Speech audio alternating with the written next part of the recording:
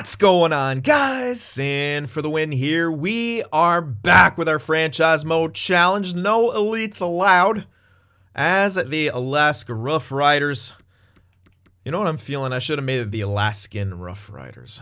Like, you know, yeah, everyone else is named after a city or a state. What if we just went Alaskan? Made an adjective out of it.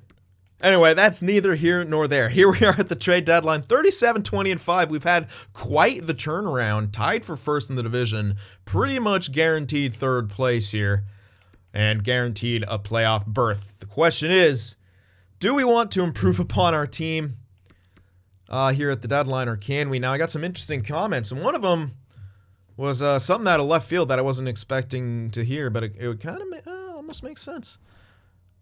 People want me to utilize Lehkonen here because he's jumped up to an 83. I did notice that. I didn't just glaze over it, but I was kind of happy with how our team was doing. Even saying maybe trade Dzingel and call up Lehkonen, who is 83 overall, listed as depth. He's pretty solid offensively. He's not got bad defensive awareness either. Could fit in maybe well on that third line. Now, that's AHL stuff. Hard to say what he would prefer. If he would be good on that third line. But perhaps people thinking Dzingel's not really the guy that we're paying for. I mean, it looks like he get 50 points, so it's really not bad. He's got power play time. His offense is pretty much the same. His defense is slightly better. He's got 73 faceoffs, an option to play in the middle. I don't know if I'm buying shipping him off to Dzingel here. I kind of like him more than Lehkonen. I'd be more okay with shipping off Lehkonen. This is the last year of his contract. We couldn't get as much for him. And wasn't I talking about like maybe not trading guys the same year I signed him? We have to play with him for a year or something like that. I don't know if I made that a rule or anything, but there's that to consider. Yeah, it's we're in kind of an interesting spot here, where it's like, on the one hand, it would be great to ship off Dzingel and get some assets so we could still draft well, which obviously is going to be very important. I mean, it's pretty much the most important thing because we can only get top sixes here. We got to draft plenty of them. We don't have a first for this year. Yeah, we don't have a first for this year.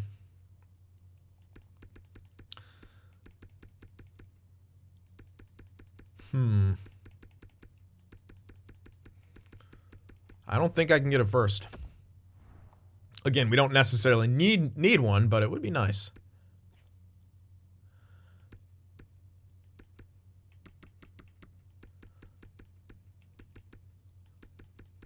I don't know.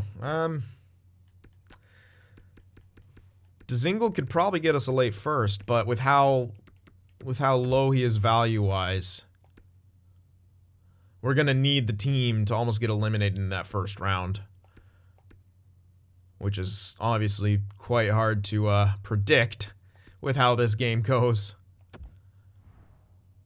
Otherwise, the value is just going to be too much. Yeah, see that right there? They have our pick, and we're first in the division. That's probably as low as it gets. I mean, we can go to one of these other teams, but really, most of the values are pretty similar. I mean, it's almost enough, but again, we'd have to, and that's quite the contract on Dzingel as well, right? Like that's pretty decent contract. I doubt many teams will be interested in taking that on. Contender, hold on, what values? They don't have a first. That was so almost really good. Chicago, unfortunately, is listed as a hopeful, so they're not going to want to give it their pick, even though that pick probably had the easiest amount of value to move. I'll see what they say about it, but like, I don't think it's happening.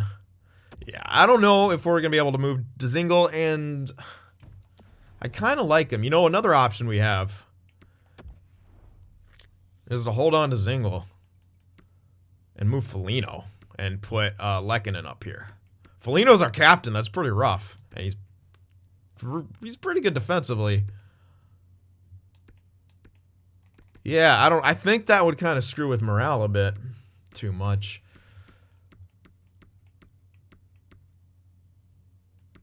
And someone said maybe Quenneville not... Oh, he's a minus. Okay, you know what? Maybe we can shake up that fourth line. Either Tanev sits or Quenneville sits.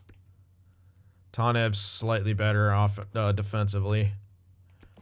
Then we can move Foligno down like that and maybe have Lehkonen on that third line. Maybe get a bit more of a scoring presence. Dickinson, Dzingel, both two-way guys. I think we can afford a sniper right here. The line right now is doing very good. I will give you that. But what if we can get a third? They're not really scoring 5-on-5. Most of Dzingel's points, or a lot of them, coming short-handed. Maybe even the same case. Never mind, not really for Dickinson. Yeah, maybe Quenneville sits. Yeah, maybe all of our things will be internal right here. We just call up Lehkonen. And just have a couple forward oh, Binnington's back. Oh, hi. Binnington's back. Let's do that right now while we're figuring this out. And let me remember to move Domingue down.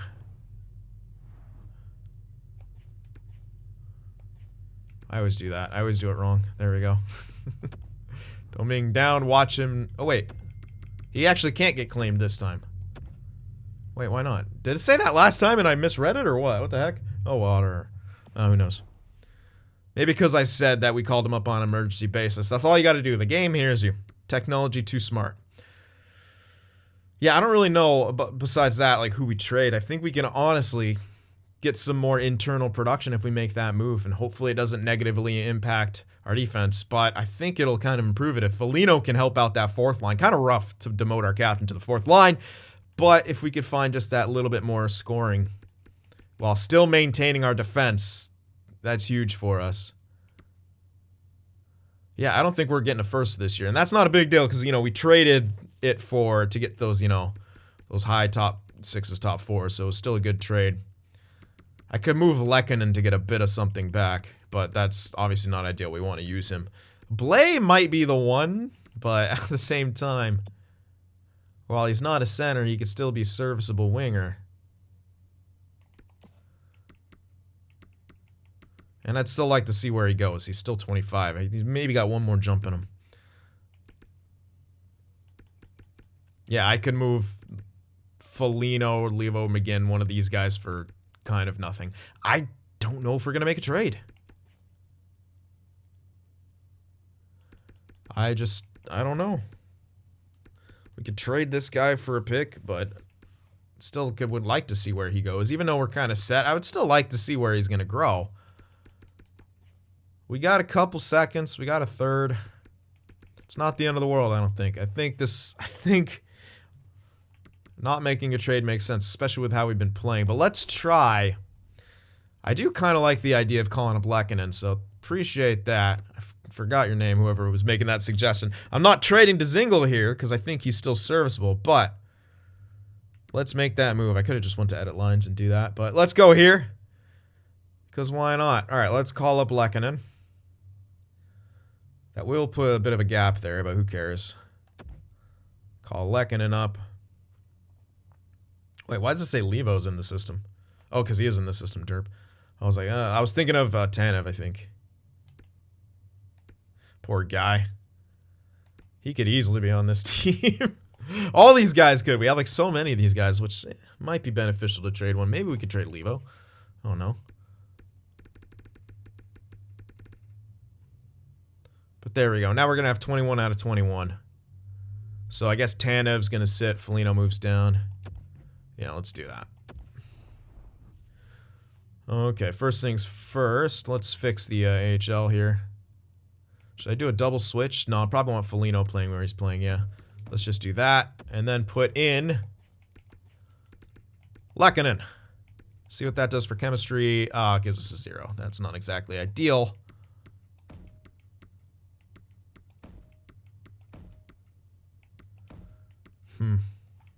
Well, I'll see how it does still. It might be, if I change him to a right winger, he might be okay. The other two are, Dzingel. All right, you know, I'll try it because if I can get a +1, I'd love to get a +1. How many guys we have scratched right now, actually? You know, let me best lines. I'm gonna best lines it for a minute. And then, see if I want to make any changes. Who? Why the hell are you putting him up there? He's got 80 face-offs. Holy hell. I hope this guy gets good. Let's not have him there, though. That's a little silly. Yeah, that's still pretty solid. I think I had something weird going on like that. I don't know. Yeah.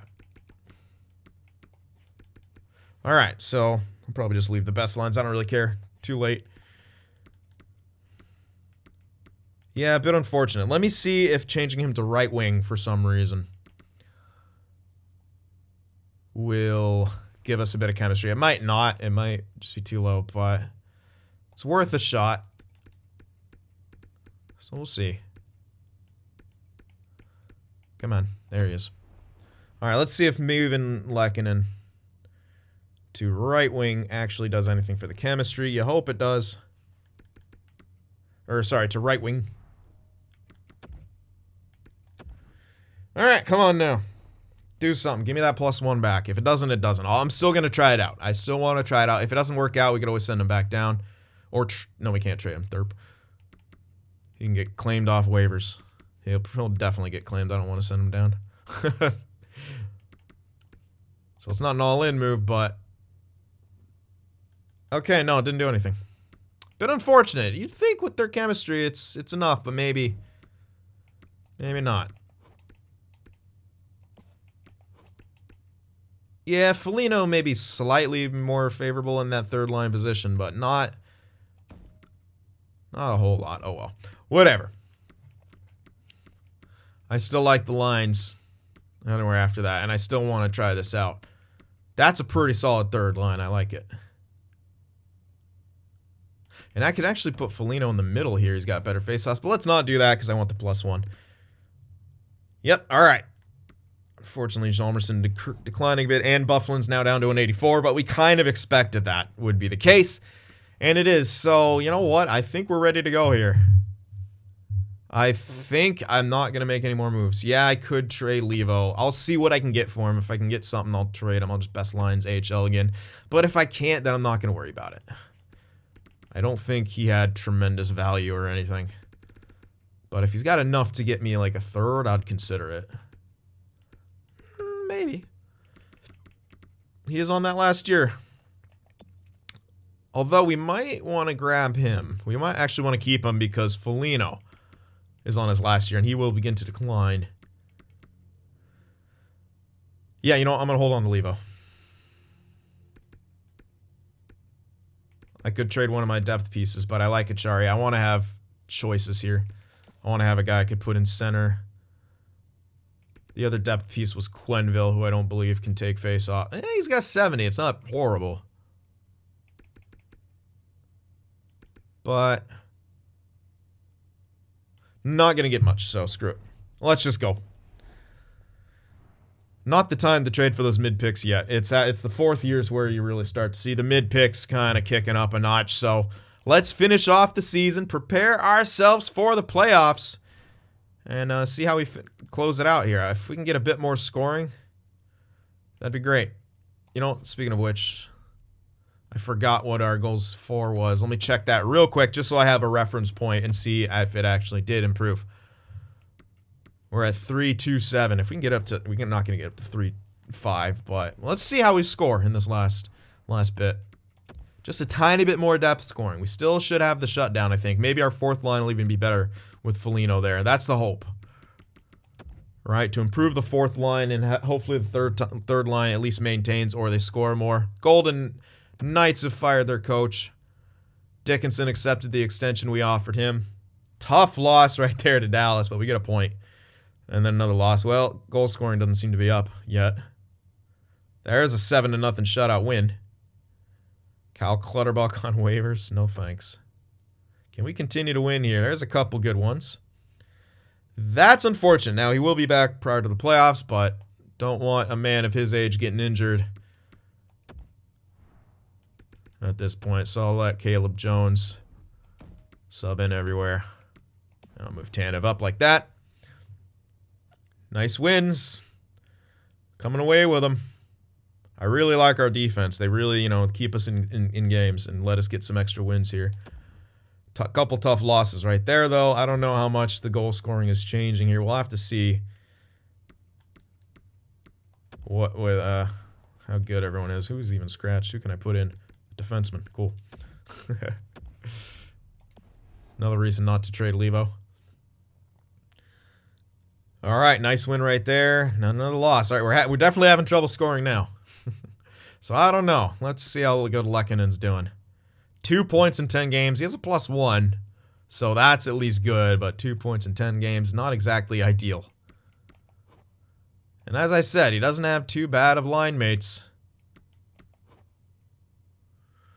Foligno went up. I think he was a +10.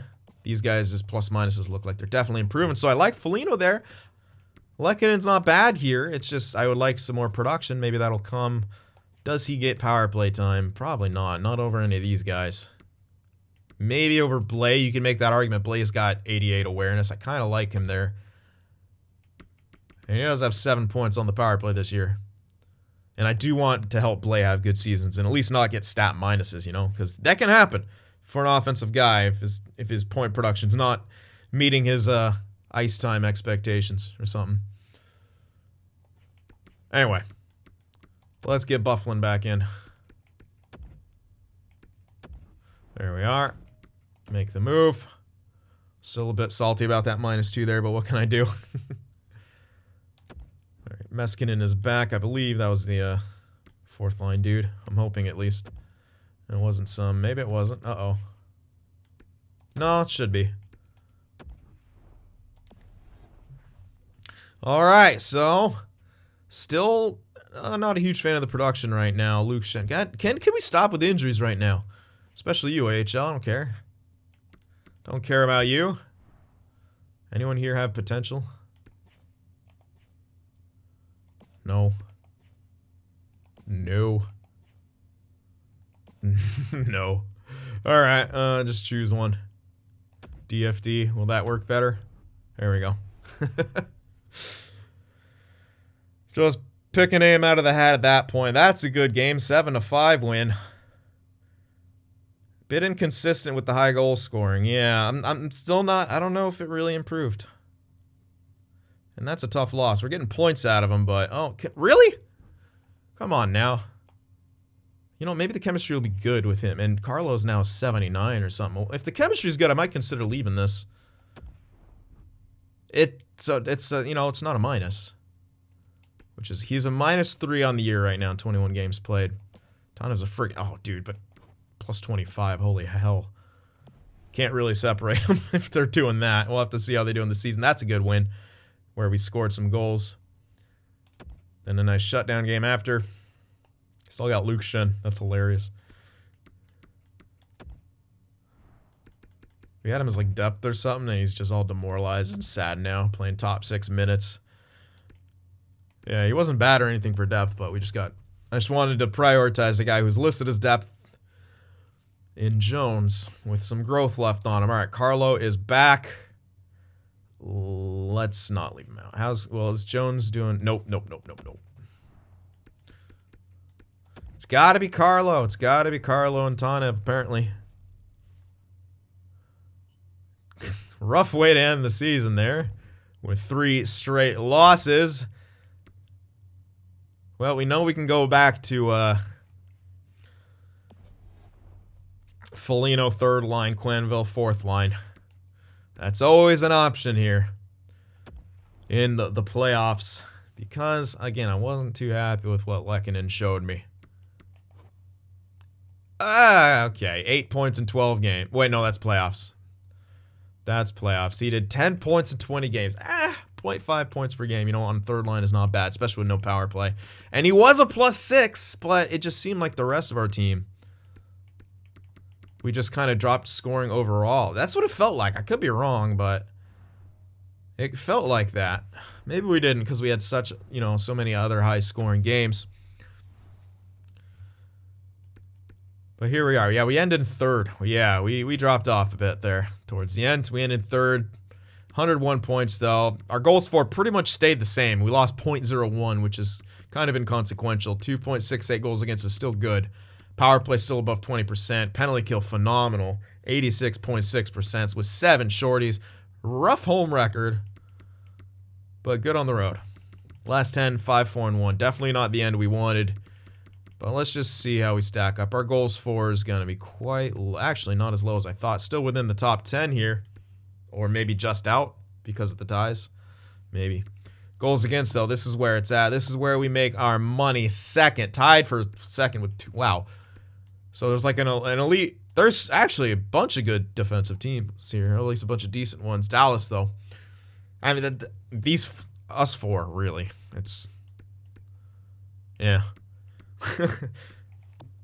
Pretty damn good. Not too much difference there.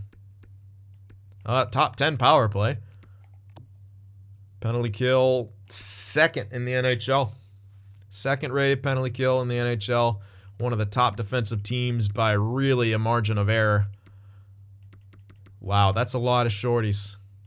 That's a lot. I thought we had a lot, but nope. 13 shorties for Colorado. They had a pretty rough home record as well. Maybe that's the winning recipe, but there are the league stats. Let's get around to our team stats, and then, of course, to the league. Kasha had the most points with 75. Tierney had 73, and let me just remind you guys of the contract we have Chris Tierney to.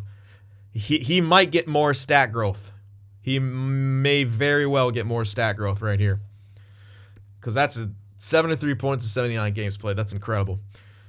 Granlund with 72 points. Very happy with him. He should maintain his stat growth at least. Hoffman, 69 points. Nice, by the way. 34 goals. Kasha had 36.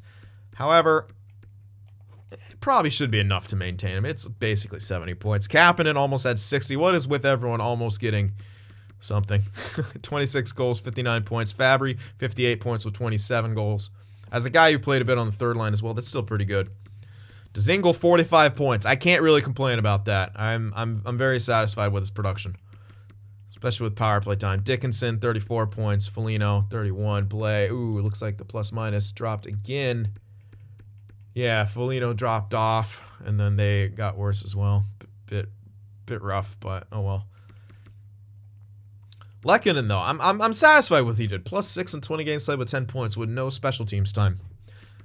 One of those goals was a game winner. I think we keep him in there. I think he kind of proved himself to be productive, and he was a plus guy. The third line maintained their form, which is good.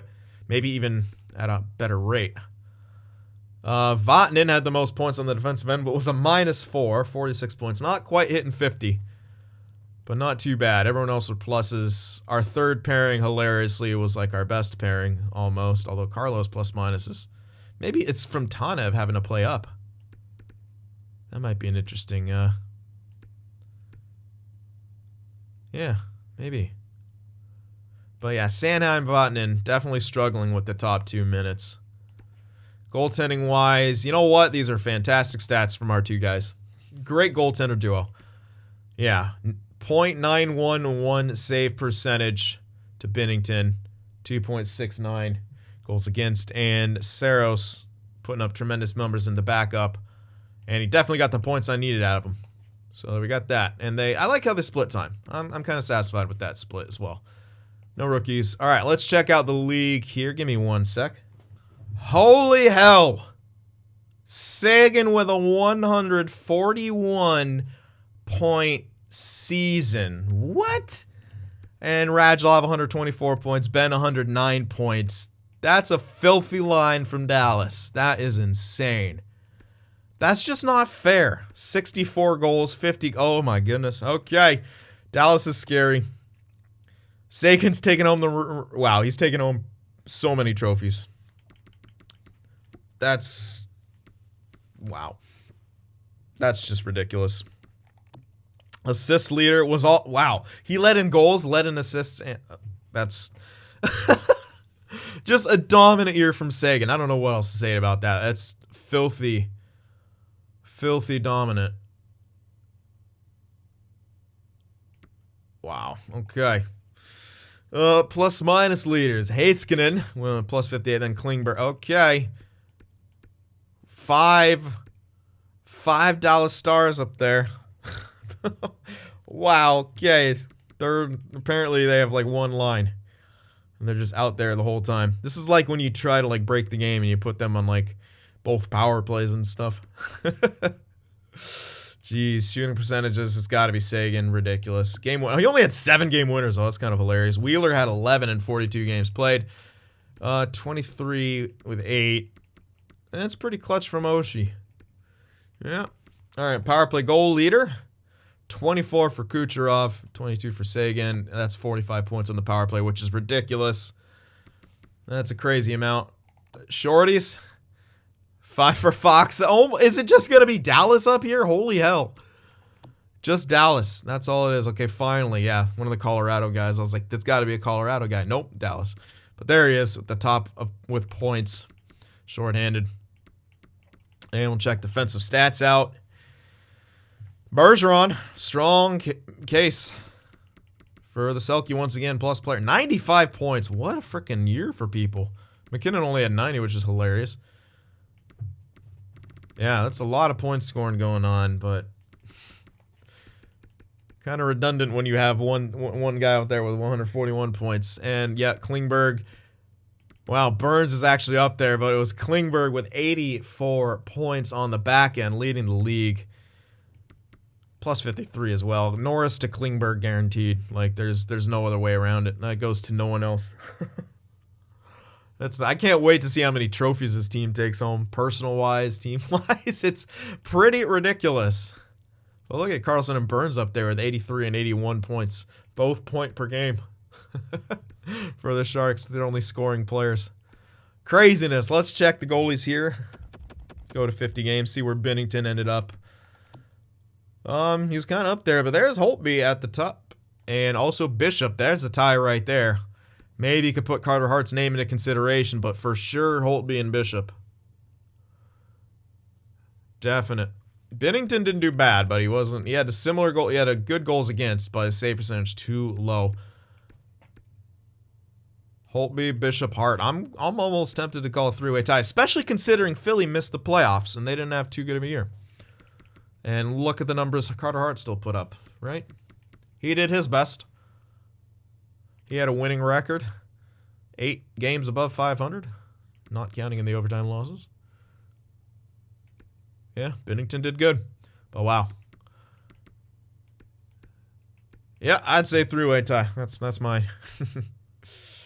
So that'll help people out with their predictions. Can I go to 1 game? Thanks. Alexander Holtz with a 61-point rookie year. Must be nice. Must be nice to have that guy produce for you. Couldn't be me. All right, Alexander Holtz, have fun. Well then, any rookie goalie is going to make a challenge for that Calder, or at least in our hearts and minds, because we know they won't in real life. Doesn't look like it. Highest games played was 29 for Michael DiPietro. The only good stat guy was Odinger and maybe Nedeljkovic, but they did not play nearly enough. So that's that. Let's check the fun stats now. We have hits. Come on, 200. 200's big money, no whammy. Just one. Nathaniel Sierra. Oh my goodness. 2-way guy. Is he a fighter too? Watch him be a fighter. But pretty damn good piece that LA has there. Not too shabby. How about fights? I think he had 3 right there. So yeah, he was fighting. There's Kyle Clifford with, okay, only 1 guy in the double digits. That's Kyle Clifford. You don't see Reeves, and there's a reason for that. Ovi fought twice, by the way. Let's all appreciate Alexander Ovechkin, age 36, dropping the mitt still. Good guy, good guy. Fun-loving guy, loves the game. I like it. All right, so here we are into the postseason. 47-28-7 in the regular season, taking on the Calgary Flames with Kyle Clifford. Oh, no. Watch out for him. Let's check out their lines. Our team status is hopeful. We got news for you. We're going to surprise some people here, I think. Calgary Flames, Gaudreau, Monahan, Kachuk. That's pretty scary. Eberle, Jankowski, Lindholm. Not as scary, but Lindholm still a pretty big threat. Dubé, Backlund, Mangiapane, On the third line, pretty solid. And a fourth line, Clifford, Bennett, and Bennett. Are they related? Probably not. But there's your, well, their fourth line is definitely exploitable. So hopefully we can get some favorable matchups out there. Pretty damn good defensive core as well. And Kincaid the Cheese back there, who did freaking good in the regular season. So let's hope he doesn't tear it up here. And hope they don't get all the cheese. They do have, oh yeah, they're missing Giordano too. I was gonna say, yeah, holy hell, yeah. He didn't retire yet, and unreal, dude. What, Killington down there, Gio right there, or up there? That's crazy. Okay, well, they're a pretty stacked team. You compare them to us, we're good. We have some depth to us, but they look just on a bit of another level. I think we're still comparable, but they got better elite talent, definitely. But we should have the goaltender advantage. Hopefully Bennington can shut things down like he did in his 2019 run. And if not, we got Saros to go to. But only one way to find out what's going to happen. Let's get in. Did I just see Kapanen lower overall? Hold on. No, okay, good. For some reason, I thought I saw him at 84. I'm like, uh-oh, did he just lose stat growth? Because sometimes that happens at the end of the season. Ooh, whoa, careful. All right, game one. Do they have home ice, right? Yeah, they got the home ice advantage here. So our faltering towards the end of the season, pretty rough. We were right there, but oh well. Doesn't matter. Home ice is only so important. You got to win the games. Game one. On the road in the Saddle Dome or wherever the hell they... Oh, goodness gracious. Shut out 2-0. Kincaid is a god, apparently. We could not score in game one. We need a pushback here in game two, or else we got to make some changes. 4-1 victory. There we go. That's what we wanted. Got the goals. Shut them down. Good goaltending so far. Only 3 goals against in 2 games. Game 3. Now we're on home ice. We got the split. Can we start off our homestand on the right foot here with a W? Yes, we can. 6-3 victory in Game 3 sets us up to take a stranglehold on the series here in Game 4 on home ice. Can we do it here against a very tough Calgary team?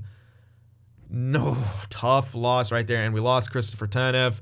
He's got a sore hit. He's coming back in May, which is quite a ways off. He will miss this series and possibly even next if we get there. That's a pretty big injury, though. Get Jones in. It's still a -1. It's not as bad as it could be. Get them on their correct sides here. That's a rough one, though. Even series, 2 games apiece. Now a pivotal Game 5 on the road in Calgary. We need a huge win here. We need our boys to step up, so let's get it done. Oh, another 1-goal loss, 3-2. Oh, heartbreaking. Lost 1, 1-2. Lost 2. And now Game 6 on home ice. We have to keep the series alive. We need a win here. Let's do it. Come on now. Lost in overtime. And we just couldn't get it done in those close games. I don't feel like we were had any necessarily bad games, right? Like we were right there. We just couldn't get the dubs. That's why I was hesitant to change things, because it wasn't. Yeah, like I said, it's none of these games that we lost we were out of. That's might even be an empty netter. We just couldn't score. That sucks. We scored there. We scored there. We scored there. And then, yeah, I don't know. We had the offense, it seemed, but we just couldn't get it done when it mattered. That's a tough way to go out because, yeah, we don't have that first, and this kind of exit would have netted us another top 6. But that's what we took. We got ourselves some high top 6s, high top 4s. We got to be okay with it. We should be fine. But kind of a rough way to end it here. Hoffman only 3 points. Only 3. Yeah, first line kind of got outplayed, as well, maybe to be expected by that. First line, they have 5 points. 8 points for Tierney. He did fantastic. You know what? Let me just go to the stats here. And we'll check them like that. Yeah, Tierney did his job. I think he better get some more stat growth. Maybe he's our top line guy. What if Chris Tierney is our top line guy? Now entering his prime. Playing for a discount, and he's tearing it up. But yeah, 8 points, and then everyone else, 5 points, 5 points. Not bad from that second line, but needed more from the first line. Vatanen did okay. Blais even had as many points as guys on that first line. 2 power play goals for him. Tough one. Yeah, it's just came down to our elites not being as good as theirs. Really. And we fell short, get eliminated in that first round. Bennington didn't do tremendously either. I'd still say it's worth it to maybe keep him around, though. We'll have to kind of figure that out. But let me check on that. Let's check on some of these contracts here. See if we, or extension possibilities, I should say. We did sign a few, but we still got Kapanen to worry about. What's he after? Still kind of around that same sort of price. But at least when we try to decrease the term, it doesn't shoot up a bunch. I'd almost rather wait on Kapanen. He did only have 59 points, right? I'm kind of wondering if he might lose some of that stat growth. So it might be kind of prudent to wait on Kapanen. Fabry, I don't think he'll gain, but he won't lose anything. So he might be okay to sign. I liked having Fabry. That's not a bad price either. That's like a third line price if we do this. So let's see. 4.4 for 4 years. Takes him up till he's 30. I could do that. It's not a huge increase over to what he's making now. And I did like what he brought to the table. So let's do that. It's a 4-year deal. He's not built on stat growth, so a bit of a longer term is okay for him. Bufflin, we're obviously not getting back. Goaltender-wise, okay, Bennington does want no, he doesn't want an extension. Son of a bee sting. That's rough because I kind of would like to try him again, but I'm not going to overpay him. We should probably extend Saros then. Oh, hell yeah, at that price. Are you kidding me? Yeah, can I get him for longer? Like 3 years? Yeah, let's do 3 years. Oops. Yeah, I can get him for 1.6 for 3 years. Yep. That's a no-brainer. Get him signed to that. Yeah, I think it's still smart to wait on Kapanen. What's Blais going to be after? Little bridge deal. Yeah, probably. I doubt that'll decrease much more. He might just get better. So 2.337. So right there it'll have to be. Not too bad. Nice little bridge for him. Hjalmarsson, yeah, I think we're going to let him go as well. Lekkonen, I think we'll want back. Yeah, ooh. Yeah, especially if he's doing that. Especially if he wants a 1 year, a two-way deal. That'll save us a ton of money. I don't know if we're getting Foligno back. The captain might be departing. He didn't do bad in the playoffs, though, but he's kind of getting pushed out, and if he's going to start declining, I don't want to have a depth captain. Might be time to part ways and find a new leader. Which honestly might be tyranny at this point. I know Sharks bias, but can you argue he stepped up in the playoffs? He was great in the regular season.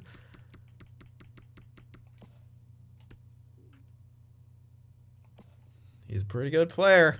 And he's taking a team-friendly deal. Alrighty, well, that will pretty much wrap things up here. Unfortunate we couldn't get past round 1. I really thought we might have had a chance, but wasn't meant to be. However, we're still improving. I still think we have a window, but with 2 of our defensemen departing, that's coaching staff and not trades. We can't look at trades right now, so I can look at contracts. That's about it. Yeah, 2 of our defensemen departing. We don't really have anyone coming up immediately. Maybe someone next year, one of the high top 4s, like we'll be ready for top 6, but probably going to have to utilize free agency again. Carlo, maybe Tanev could hop back up into a top 4 role, but is he good enough? Is Vatanen good enough? What will be available in free agency? How much money will we have to spend? But first things first, draft in the next episode. So I hope you guys enjoyed it. Remember to leave that like, and I'll see you in the next one.